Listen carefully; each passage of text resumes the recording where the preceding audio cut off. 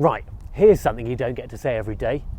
Okay, Jenson, you're a Formula One world champion. Show me what you got. Let's do it.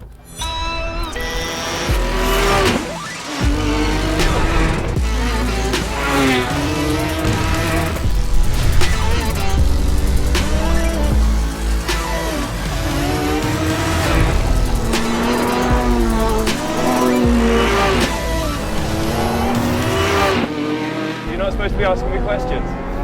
Well, This is the Radford Type 62-2, part Lotus, part throwback Le Mans racer, and with heavy input from a certain ex-F1 driver. It's a 600 horsepower riff on the Lotus Europa from the 1960s, a small, mid-engined, super lightweight two-seater that puts driver engagement front and centre. It's amazing because everyone that gets it is like, what? My God, it just, yeah.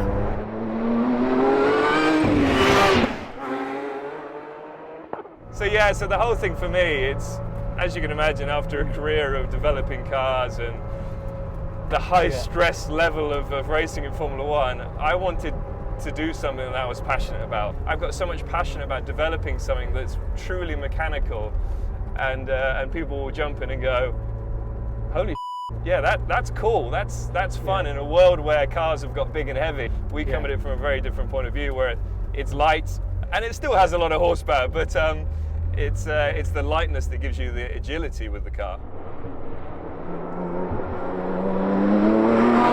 That engine just sounds so purposeful. We've purposely engineered a little bit of understeer in the car because you wouldn't want it as pointy as it can be on the road. Race cars on the road are horrific, and most road cars on racetracks are really bad as well. So finding that balance is difficult, but I think we're about there. It's got that lovely lightweight feel of the thing. It just doesn't weigh much, there's not much mass, and you can tell it's a prototype and there's still work to be done on it, but God, it doesn't half go. It does, doesn't it? It's crazy. It's a car that you have to really feel. You can't just hammer on the brakes and let the ABS sort it out. You have to be the person in control of what actually happens with the car. So if you jump on the brakes, you're going to lock up the tyres. The braking is the bit that blows my mind, and it's something we've had to be a little bit careful of, because the rear brakes are massive on this. But you've also gone for an unassisted, so you've got no power steering and no ABS. Or traction control. Or traction control. And you've got 600 horsepower pushing over a ton. Because one of the things everyone always said about you is you were super smooth as a driver. Still are super smooth as a driver. So that's going to make it more of a challenge for the rest of us who aren't as super smooth. Well, I'm guessing that most people aren't going to be driving it like this on a track, but possibly. We're trying to make a car that works on a circuit, but you also need it to be compliant on the road. So you do get a bit of body roll. Well, I think body roll's nice because you get a sense of the movement of the car in it. Because there's no downforce.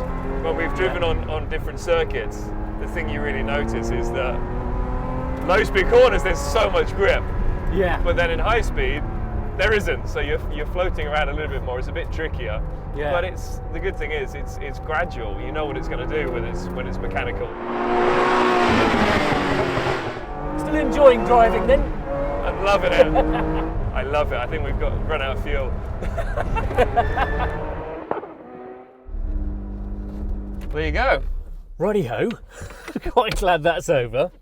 I don't believe you loved it. You've got to show me how to get out of this. Right. Go on, show me how it's done properly. So I put my right hand here, so left hand for you, and then left leg out or right leg out. This is and contortion. That's it. Easy. Look at that. See? Right, so I want you to tell me how much of a Lotus is left of this, because you've still got an aluminium monocoque chassis in there. Yes, there's an aluminium monocoque chassis. We'll leave it there. Yeah, that's it. That's it. Everything else, from the rear subframe, uprights, the body itself, which is obviously completely carbon fiber. We've wanted to obviously build a car that's stunning. For me, Le Mans 70s, 80s, those were the years for beautiful cars, curvaceous. And when you look at it, it just makes you smile. But underneath, it still needs to be a car that is a driver's car. Yeah. You know, that's what it's all about for me. But you've had to redesign all the suspension and everything just to cope with the power you've got. Why did you need to do all of that? Because it's 605 horsepower, this spec. So there's three different specs. You can run it the 430, 500 and 600 horsepower. This one actually is putting out a little bit more than 600, so 605. And as you might have felt, there's quite a bit of torque as well. Yes. In the 500. So yes, there's been a lot of setup work we've had to do. We've had to lengthen the car really to keep that stability at the rear, but in doing so, you have to make the car wider as well. We've widened the front especially because it gives you that nice pointiness still on turn-in. And then you need to have a lot of adjustments for cambers, toes and what have you. So yeah, completely new uprights, which are a work of art. You don't see them, right? But we know they're on there. Yeah. Owners will be able to do those adjustments if they want to, or are you sort of going 600 horsepower, I'd leave it alone if I was you? Well, the thing is for us, because every car is going to be individual and for the owner, we will do it with them. Yeah. So if you have the 600 horsepower car, you have to come here. Do you? There's no two ways about it. You have to come here, you have spend to come some time, here. and you show them around? Yes, I will be here. So I want to show them how to drive the car, and as we spoke, it's not about just jumping in it and hammering the brakes, hammering the throttle, the steering. It's all about being gradual and being part of the process of trying to get this car around the track. And the engine, it is originally a Toyota V6 from the Lotus, but how much of it do you carry over? Yeah, everything has to start somewhere, right? Yeah. We're not going to build our own engine, so yes, it's 3.5 litre V6. Can we open up the back, actually? Yeah, we can. I do that my side, don't I? Yes. Yeah, so it was originally somewhere in there, a Toyota V6. But it's not even in a Lotus tune, is it? No. You've done quite a lot. Yes, it's basically the block. It's just the block. Exactly. Wow. So we work with a company called Jubu. It's a relatively small company, but they are fantastic at tuning these engines. Yeah. We've been working with them on everything from obviously the amount of horsepower that it has, which they get excited about. For me, the number isn't so exciting. It's about how drivable that horsepower is and the torque of the engine. What I love about it most is how it reacts to inputs. So the throttle application, how it kicks in immediately. It's like a tiny little flywheel. Supercharged. Yes. 3.5 litre still, isn't it? And a manual gearbox. Yes. That's obviously not going to be a standard part, is it? Must have done a lot of work to that. Internally, yes. The box itself, externally is the casing's the same. Still the same, but you've just redone all in probably quite exotic materials. I'm exactly, guessing, and you'll feel with a shift, it's very, very direct. So the idea is lightweighting, keeping the weight down as much as possible, and off you go. So this is the lowest this engine has ever been in the car as well. So it's dry sump, I guess. Exactly. Yeah. And it's also straightened up because the engine was at an angle previously in every other car it's been in. Yeah. But for us, it's because we are completely, everything from here is ours, but it's in a really great place. So it gives it rigidity, and it means that we have the capability of doing what we want back here. Yeah. So we can position the engine where we want, and so it's been straightened up and it's been lowered a lot for center of gravity. We're going to close this down. Yes. Do you want to do that? Yeah, I'll do it. Just drop it from here. There you go. Lovely. Beautiful. Right, my turn. Yes. Move over, Jenson. As I said, build up to it. This way, thank sir. you very much, sir. Sorry. I'm going to go and stand behind the barriers. Later.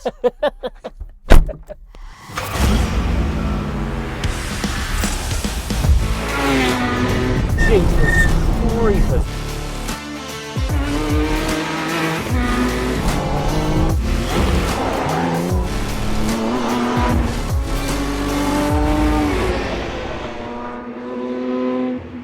So what we're dealing with here is a pure driver's car. No nanny stateness involved at all. 600 horsepower, less than a ton, and no driver aids.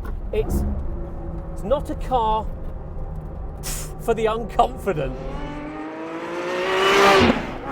And obviously, it's still a development car, the development car. Hell, I'm being careful on the brakes because, these days, don't drive many cars without ABS brakes in them. Or stability control, which means going into the corner you're tentative and coming out of it you're tentative. Unless you're Jenson Button, that is. That steering is, there's so much feel in it, which is brilliant. But yeah, visibility, you have to be a bit careful because a bit like a period Le Mans car, visibility isn't great. The A-pillars are a long way forward. This feels fast in a way proper hypercars feel, but with only 600 horsepower because it's 600 horsepower per ton. And there's not many cars developing that. And any of them that do develop that usually go for putting driver aids in as well. And you can tell the damping's not quite right, but the grip levels and everything, and the communication from it, I'm not going to be sliding this around. The throttle is so sensitive, it's bouncing your foot because the suspension's quite stiff, and it's bouncing your foot on the pedals. You have to be very, very careful with it. Yeah, I mean, these are all development car niggles. You've got to drive it smoothly. It feels like it's been set up by a guy who is super smooth. And of course, Jenson is that guy. That engine is so exciting.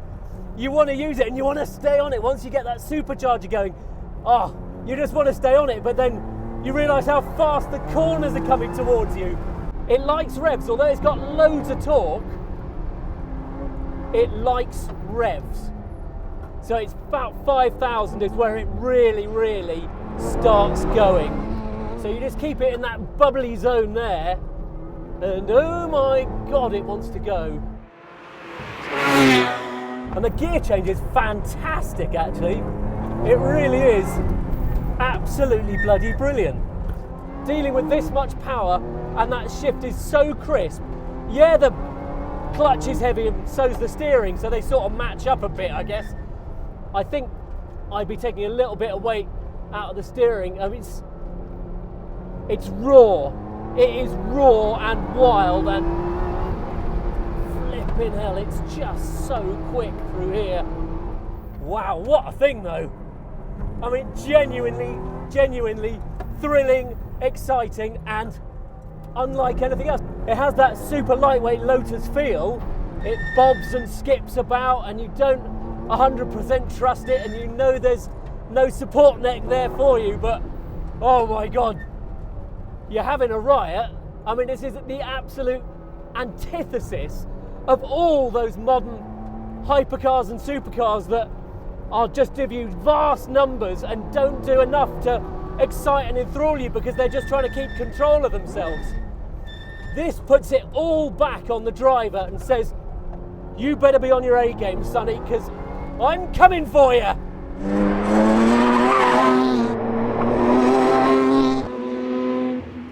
It's very full on. I really want to go and drive it on a road, but first, I think I'm going to need a lie down.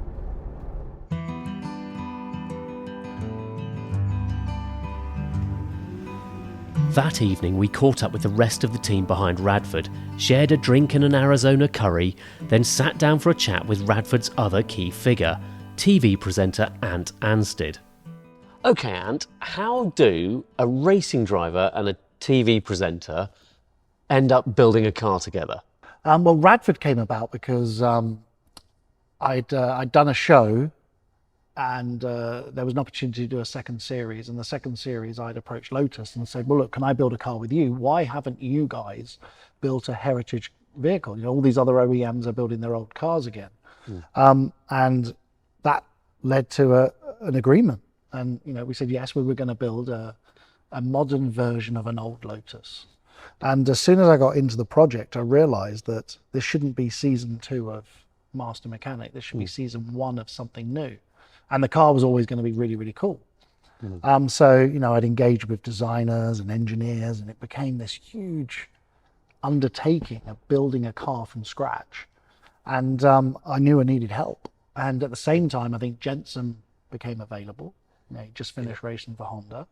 And the stars aligned, and, you know, all of a sudden we just, you know, it was the perfect storm. How did the Europa come about then specifically? Well, you know, when you look at the history of Lotus road cars, we'd already knew that we were going to be building a car based on an Exige or a lease platform, which meant that we were tied to the engineering being mid-rear engined. Yeah. So I think that the vision at the early start was to do an Esprit, which makes sense, a Bond car. Yeah.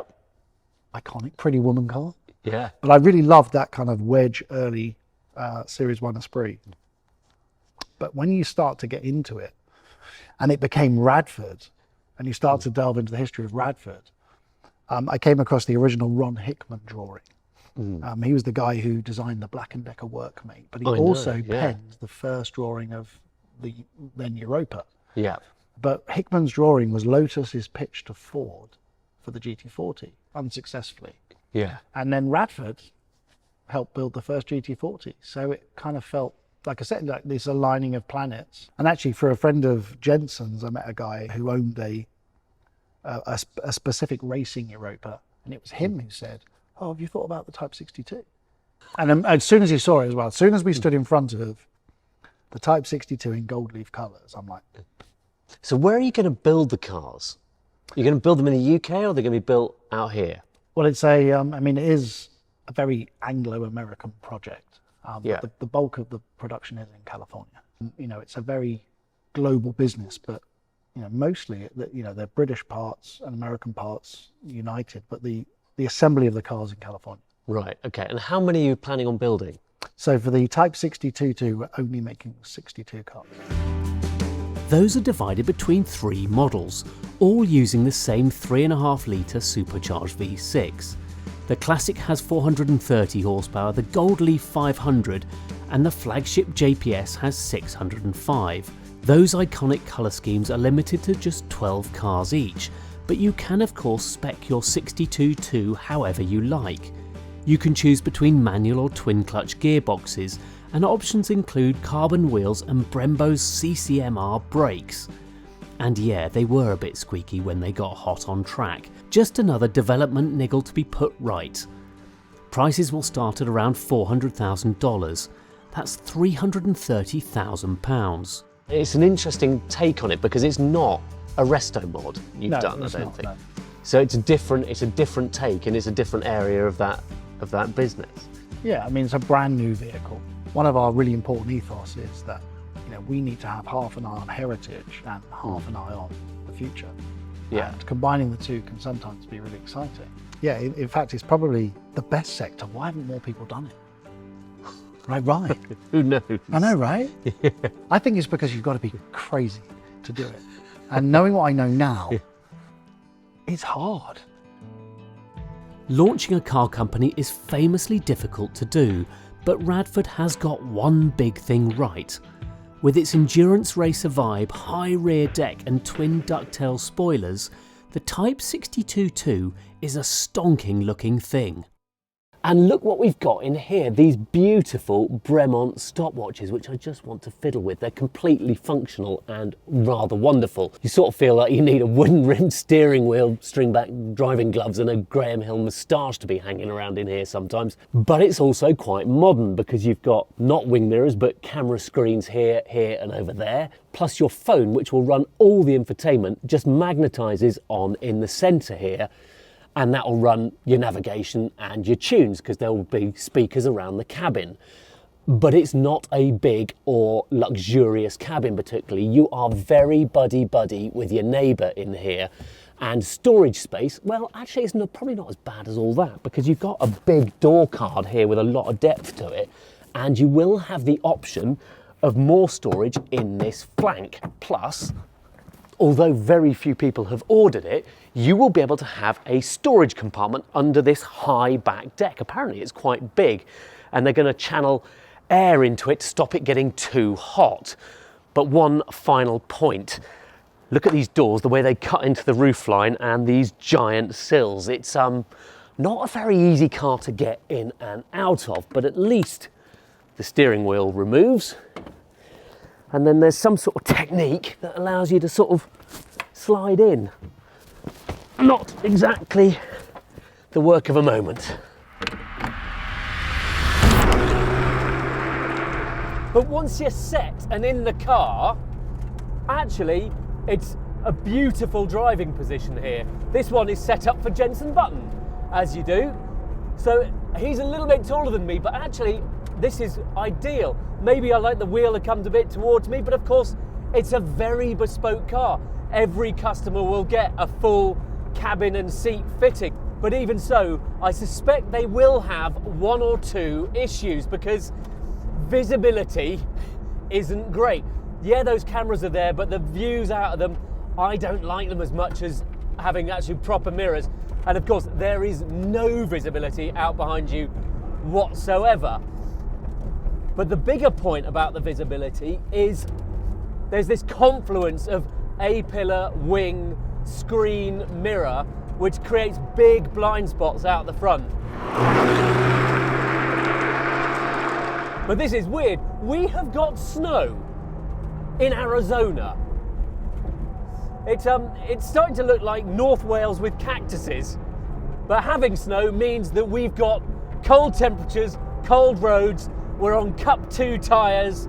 Yeah, it's not exactly going to be taking many chances with it on the road.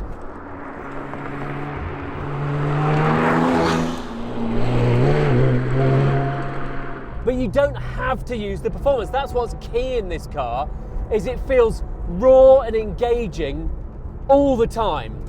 You've got that noise and excitement and just that sort of feeling of connectedness with you. And even in the tight corners, the steering, actually I prefer the steering out here than I did on the track. On the track, it's sort of, you were using it hard and there was still weight in it and it felt a bit snatchy at the limit. Here on the road, where you're not pushing it so hard, it feels smoother.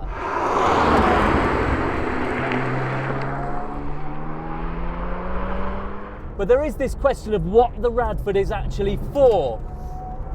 And I suppose it doesn't really matter what it's for. It's a more ethereal thing than that, isn't it? It's for whatever the 62 potential owners want to use it for. I mean, it's not going to be the fastest thing around a track because you're constantly going to be worried about managing the power and everything and being so responsible for it with no safety nets. And it's not going to be the fastest thing down a country road either. But there's no one building a car like this anymore. No one's building a car that is this raw, this sort of savage, and where you are the limit in it. It's nothing to do with the car. The car has got tremendously high capabilities. It's all down to you as the driver to push it as hard as you dare. And I don't know if you can tell, I didn't think the track was that smooth yesterday, but it turns out it probably was quite smooth, because on the road there's a lot of noises, there's a lot of rattles and bangs, and there's a lot of signs that this is, of course, still very much a development car. But even so, some of this stuff feels very, very together. The transmission, the drivetrain, that engine, I'm not even going to get into the power band of the supercharger today, but it's still invigorating. There's lovely noises coming from it. But this gearbox, how is a shift this crisp and lovely able to cope with 600 horsepower? That's what most surprises me. This shift is not heavy, it's not cumbersome, it's lovely. It's exactly what you expect and hope a Lotus shift to be like.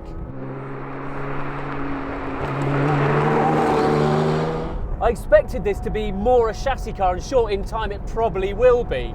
But at the moment, it's the drivetrain that's the star of the show. I'm going to need to drive it again when it's been properly set up and sorted out. Good thing though, really good thing.